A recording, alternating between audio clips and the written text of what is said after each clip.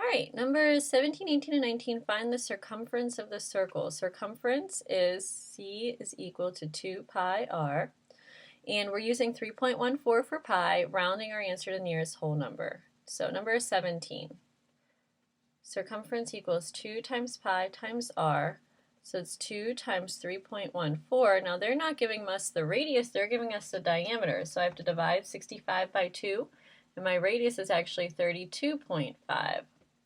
And I divide those. So now I can multiply everything together. And I find that my answer is 204.1. This is going to be feet.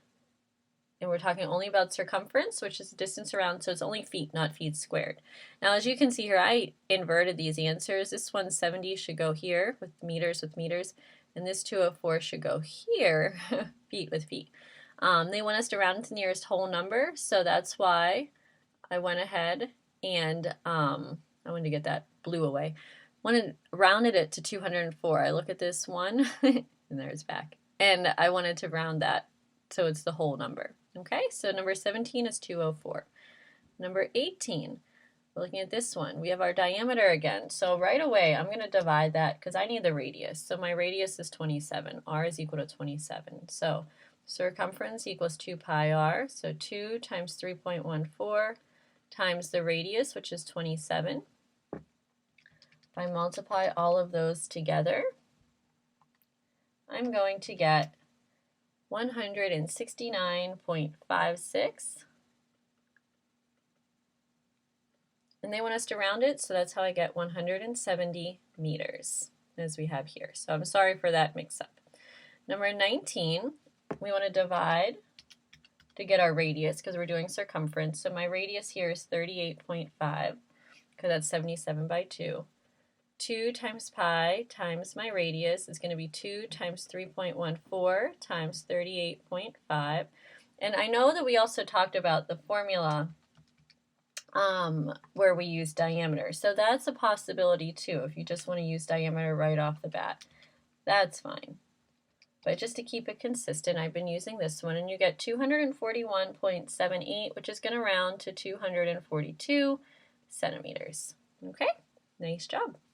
All right, now I'm going to clear this so that we can take a look at the next set, 20 through 22. Find the area of the circle. Now, area equals pi r squared. Area here, we're going to need our radius again, so I'm going to go ahead and divide 56 by 2, and I get my radius is 28. So substituting everything I know into the formula for number 20, it's going to be area equals 3.14 times 28 and squared. I'm going to square 28 first and multiply it by 3.14, and I get 2,461.76, which rounded to the nearest whole number is 2,462 inches squared. Okay, 21. They give us the diameter. I don't need that. I need the radius. So I'm going to divide that by 2. My radius is 9.5. Area equals pi r squared, which is 3.14 times 9.5 squared. Multiply everything together. I get 283.385, which rounded is going to give me 283 centimeters squared. Okay, 22. Again, they give me the diameter. I need the radius, so I'm going to divide that by 2. Radius in this problem is equal to 45.5. So area equals pi r squared, so that's 3.14 times the radius, which is 45.5 squared.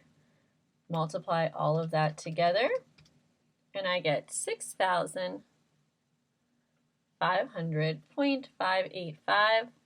This is going to round that up to 6,501 feet squared. Okay, great job there.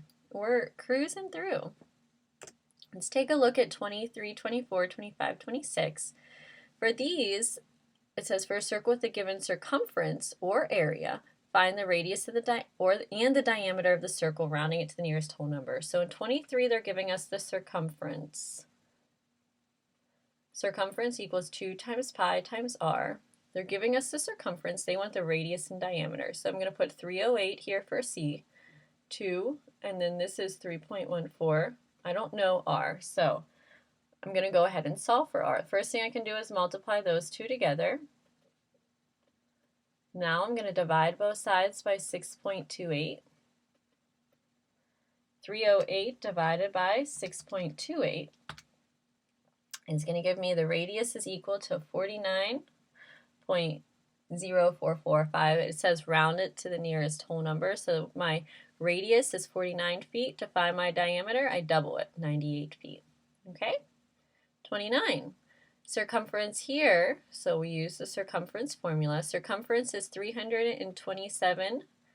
I'm going to then substitute in everything else I know. I don't know the radius, that's what I'm trying to find. So the first step is to multiply. 2 times 3.14. My goal is to get r by itself. Then I'm going to divide by 6.28 on both sides, 6.28. When I cancel, divide 327 by 6.28, I get 52. R is equal to 52. So my radius is 52. Double it for the diameter, 104. Number 25, they're giving us the area here. Area, now that formula is pi r squared. So you'll have your sheet again. You won't have to memorize these. I'm going to substitute in what I know. I know that pi is 3.14, and I need to get r by itself. So the first thing I have to do here is divide by 3.14. 4299 divided by 3.14 is going to give me a long number. I'm going to round it to 1,369.11, like we said in class, round it to 2 decimal places if you're working in the problem. And now to get rid of that squared, we take the square root. And we looked on our calculator how to do that. So you're going to take the square root and you're going to find that r equals 37. Double it for the diameter, 74.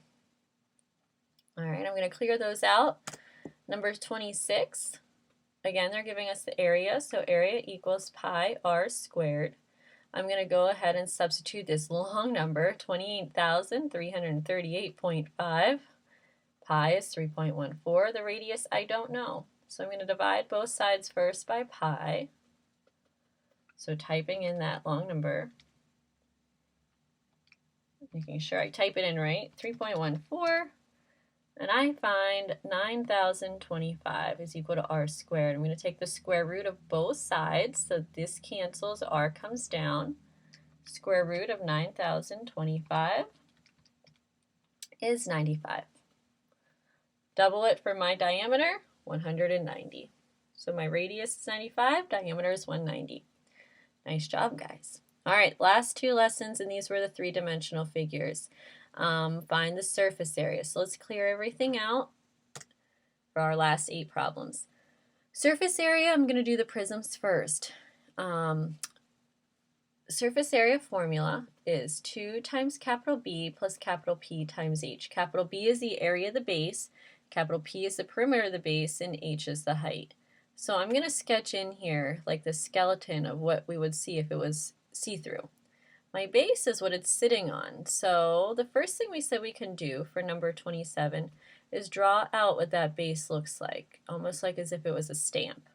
That's going to be 16 inches, and that's 4 inches, so it's 16 across, 4 going back. Now if I want to find the area of that base, I'm going to do length times width, so 16 times 4, and I get 64 inches squared. The perimeter of this base here is going to be 16 plus 4 plus 16 plus 4. And that's going to give me 40 inches when I add those all up. And now H is the height of the prism. The height of this prism is 9. So my H is 9. I can substitute all that into the formula. It's going to be 2 times 64 plus 40 times 9. Multiply everything together. This is going to give me 128. This is going to give me 360. And now I can add them and I get my answer of 488. And we're talking about surface area, which is all the area of each of the surfaces.